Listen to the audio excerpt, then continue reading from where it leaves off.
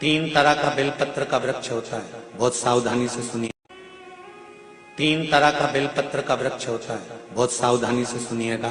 नवग्रह शिव महापुराण कथा हैदराबाद को। एक बेलपत्री का वृक्ष आप खड़े होना आपके घुटने तक होगा। एक बेलपत्री का वृक्ष आपके कंधे तक होगा। एक बेलपत्री का वृक्ष आपके सिर से ऊंचा होगा। गौरी, कात्यायनी और महालक्ष्मी, तीन बेलपत्री के वृक्ष की अवस्था रहती है। कौन से बेलपत्री के वृक्ष से पत्तियों को तोड़ा जाता है? जम के बोलो जरा। कौन से बेलपत्री के वृक्ष से पत्तियों को लिया जाता है?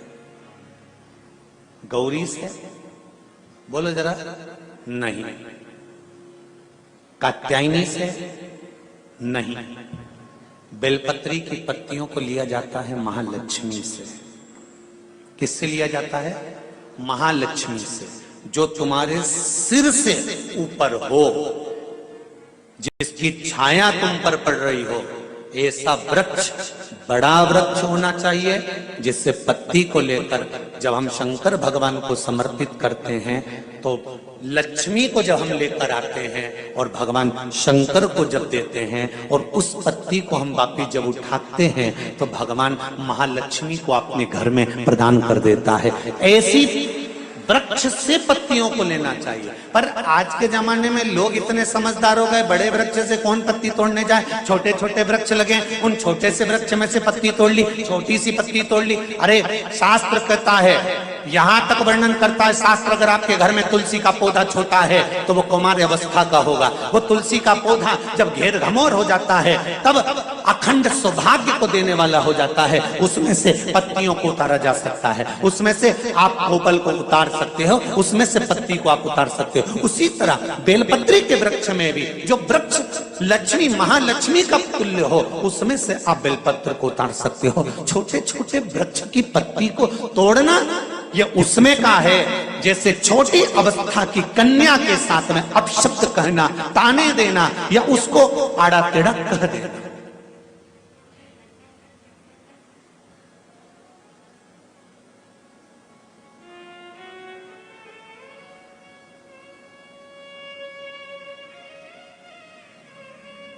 नवरात्र में कन्याओं का भोजन कराती हो कि सौभाग्यवती माताओं का भोजन कराती हो? जल्दी बोलो। कन्याओं का। तो सौभाग्यवती को कराने में क्या दिक्कत है? नवरात्रि में सौभाग्यवती को भोजन कराने में क्या दिक्कत है? पर दुनिया के लोग कहते हैं कि नवरात्रि में कुंवारी कन्याओं का भोजन कराना चाहिए। और जब सौभाग्यवती माताओं का भोजन होता है, सुहागन करते हो, जब तुम्हारे घर में जब सुवासनी करते हो, सौभाग्यवती माताओं का भोजन करते हो, तब कुंवारी कन्या का भोजन कराते हो क्या? नहीं, उस समय सुहागन माताओं का भोजन होना जरूरी है। ये एक अवस्था होती है कि कब कुंवारी कन्या को भोजन कराना है, कब सौभाग्यवती को भोजन कराना है, कब बटुकों को भोजन कराना है, कब ब्राह्मणों को भोजन कराना है, कब ब्राह्मण के बच्चे को भोजन कराना है, कभी साधु संत सन्यासी तपस्वी साधक उपासक को भोजन कराना है। एक समय की अवस्था होती है। जैसे जिसकी पत्रिका में मंगल होता है, जिसकी राशि के अंतर्गत मंगल होता है और उसका विवाह नहीं हो रहा, या मंगल होने के कारण उसको तकलीफ आ रही है, या विवाह हो भी गया तो संबंध टूटने जैसा हो गया, कहीं कहीं अदालत में कार्रवाई चलने लगी, कहीं कहीं विवाद जैसी स्पर्धा उत्पन्न हो गई, कहीं कहीं विवाद सामने आ गया, तो उसको कुछ नहीं करना चाहिए। अगर बाजार जाए, अगर मूंगा किसी की अंगूठी में लगा हुआ हो, या मूंगा कहीं उसके घर में पड़ा हो, या मूंगे की माला पड़ी हुई हो, उस मूंगे का पानी, मूंगे को पानी में डाल दो और उसका पानी शंकर भगवान को मात्र 31 दिन तक लगातार चलाना प्रारंभ कर दे। अदालत में केस बंद हो जाएगा और पति पत्नी वापस एक जैसे हो जाएंगे, वापस जुड़ जाएंगे। और अगर विवाह नहीं हो रहा है तो मंगल राशि वाले का अगर विवाह भी नहीं हो रहा है तो मंगल विवाह आनंद के साथ पूर्ण होगा। ज्यादा भटकना, बस 31 दिन तक मूंगे का पानी, जो मूंगा आप लोग अंगूठी में पहनते हो, हाथ में पहनते हो, माला पहनते हो, उसी मूंगे को पानी में डालकर उसका जल शंकर को चढ़ाना प्रारंभ कर दो।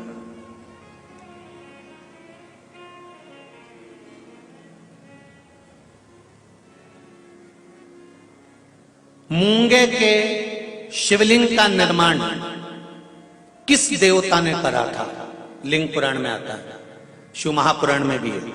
अगर आपके घर में गीता प्रेस गोरखपुर की शिव महापुराण की कथा हो तो उसमें भी पढ़िएगा कि किस किस देवता ने कौन कौन सा शिवलिंग का निर्माण किया है।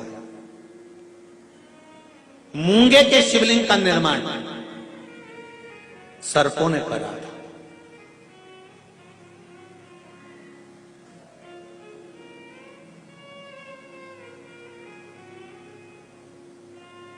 जब शिवलिंग का निर्माण हुआ, पूजन हुई, शिवजी ने आकर आशीर्वाद प्रदान करा, तब सर्प यहाँ हैं, सर्प के पुत्र हैं, इनका विवाह कैसे होगा?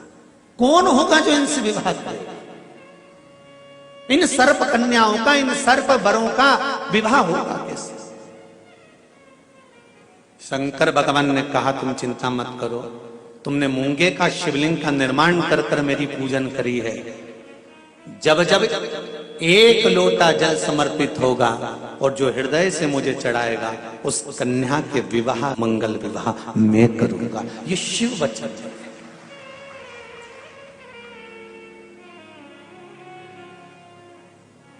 एक बहुत सुंदर सा प्रसंग है, जरा ध्यान दीजिएगा। कई लोग कहते हैं हमारा गुस्सा कंट्रोल में नहीं आता, हम बहुत गुस्सा आता है गुरुजी।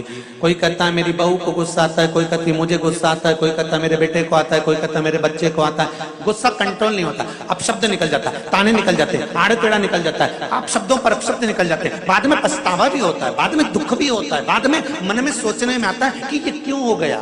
तो कुछ दिन मूंगे का पानी, अगर मूंगा नहीं हो तो केवल जल का पात्र, उसमें केवल एक हरी मूंग डालकर शिव जी को वो जल चढ़ाना प्रारंभ कर दो। 15 दिन 20 दिन प्रतिदिन शंकर को जल चढ़ाना प्रारंभ तो करो। क्रोध कितना भी तेज आ रहा होगा, संयम में आना प्रारंभ हो जाएगा और मुख से अपशब्द निकलना बंद हो जाएगा। संयमित वाणी के लिए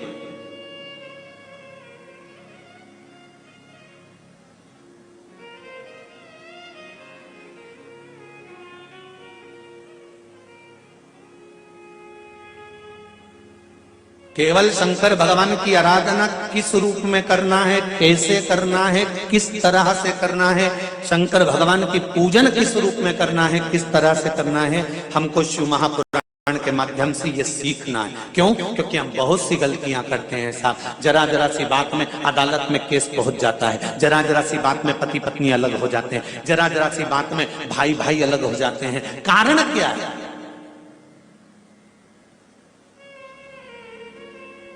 उसका कारण क्या है?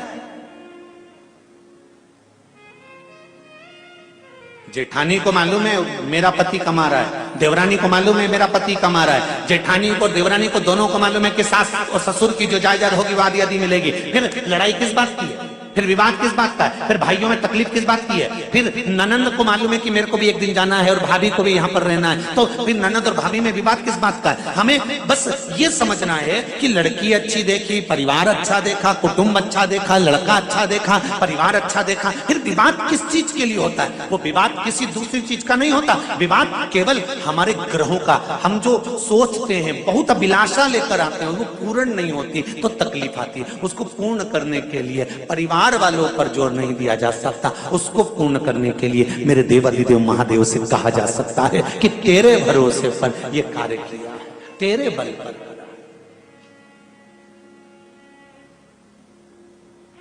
विदुरानी ने कहा भगवान कृष्ण से, ठाकुर एक बात आपसे पूछना है। भगवान कृष्ण ने पूछा, पारसमवी काकी विदुरानी जी पूछिए, क्या पूछना है? विदुरानी कहती है मुझे केवल इतना सा पूछना है कि भगवान अपने भक्त से उसकी प्रिय चीज, उसकी प्रिय वस्तु क्यों छीन लेता है? भगवान कृष्ण कहते हैं, पारसमवी काकी जी, विदुरायन जी, जिस समय आपकी कोई चीज भगवान छुड़ा ले तब आपको नाचना चाहिए, खुश होना चाहिए। क्यों? पूरी दुनिया के सेठों को छोड़कर परमात्मा को तू ही ऐसा सेठ मिला जिससे कुछ लेकर परमात्मा गया है। पूरी दुनिया के सेठों को छोड़कर परमात्मा को केवल तू सेठ मिला। तेरे पास परमात्मा आया और तुझसे कुछ लेकर गया है। जब तुम्हारी कोई वस्तु तुम्हारे पास से चली जाए, कोई चीज तुम्हारे पास से चली जाए, तो उसमें दुख नहीं मनाना। परमात्मा ने दिया था, परमात्मा लेकर चले गया, उसमें तुम प्रसन्न होना कि वो देव अधिदेव महादेव ने दी थी और उसने वापिस ले ली है। उसमें दुख नहीं करना।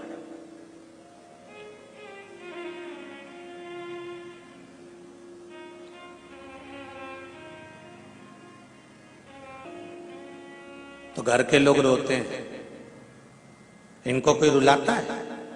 अरे बोलो तो सही, महिला संगीत में डांस करना है, नाचना है, तो उसकी तो प्रैक्टिस करना पड़ती है 15 दिन पहले।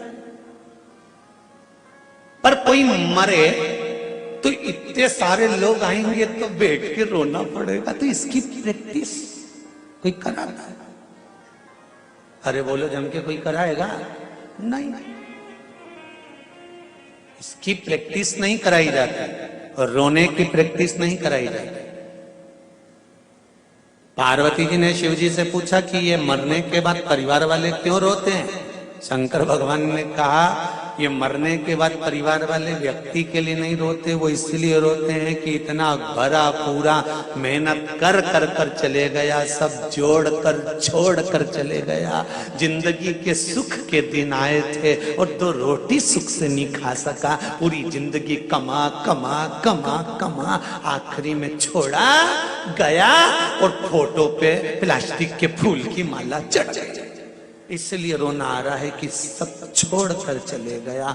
जो जिंदगी भर मेहनत करी, अब खुशी का समय आया था, गोल्डन समय आया था और बड़ा सुंदर समय आया था, जिस समय खाने की समय था, एंजॉय का समय था, फुल एंजॉयमेंट जीवन को जीना था, उस समय पर जाने का समय हो गया। निवेदन करूंगा हैदराबाद वालों, जितने लोग आस्था पर कथा सुन रहे हैं, फेसबुक के ऊपर सुन रहे हैं, प्रतिदिन हर पल हर क्षण हर घड़ी जितने दिन आपकी जिंदगी के हैं, ये मत सोचना कि परसों के दिन मैं अच्छे से ये कर लूंगा, मैं कल ये कर लूंगा, मैं नरसों ऐसा कर लूंगा, मैं 8 दिन बाद ऐसा कर लूंगा, मैं 15 दिन बाद ऐसा कर लूंगा। नहीं, शिव महापुराण की कथा कहती है काल करे सो। जिंदगी का कोई ठिकाना नहीं, श्वास का कोई भरोसा नहीं, इस मनुष्य देह का कोई ठिकाना नहीं, कब जाना पड़ जाए। इसलिए रोज प्रतिदिन सुबह से उठने के बाद अपनी दिनचर्या को इससे जीना कि कल का दिन आज ही फुल एंजॉयमेंट, खूब जोरदार छोटी मोटी करके डेंटिंग पेंटिंग करके खाया पिया मौज करा और अपनी जिंदगी को मस्त जिए, रो कर नहीं। नहीं तो सुबह से उठे और रोकर जिंदगी जी रहे। बहू ने ऐसा कह दिया, सास ने ऐसा बोल दिया, देवरानी ने ऐसा कर दिया, नंदन ने ऐसा कर दिया, तुम्हारे भाई ने ऐसा कह दिया, तुम्हारे बंधु ने ऐसा कर दिया, काका जी ऐसा बोल रहे थे, रिश्तेदार ऐसा बोल रहे थे, फूफा जी ऐसा बोल रहे थे। नहीं, सुबह से उठो और चेहरे पर स्माइल हो और मुख पर श्री शिवाय नमस्तुभ्यम हो। घर के लोग भी कहें बहू आज बड़ी प्रसन्न दिख रही है, तो कह देना शिव महापुराण की कथा में जीने का तरीका सीख लिया है। कब मर जाऊं ठिकाना नहीं, एंजॉयमेंट के साथ जीना चाहती हूँ, कब मर जाऊं इसका क्या ठिकाना। इसलिए जोरदार जोरदार, हम ये भी नहीं कहें कि बहुत सोना चांदी पहनो, तुम तो अच्छी जोरदार पहनो, क्योंकि सब धरी की धरी रह जाएगी, बाद में तू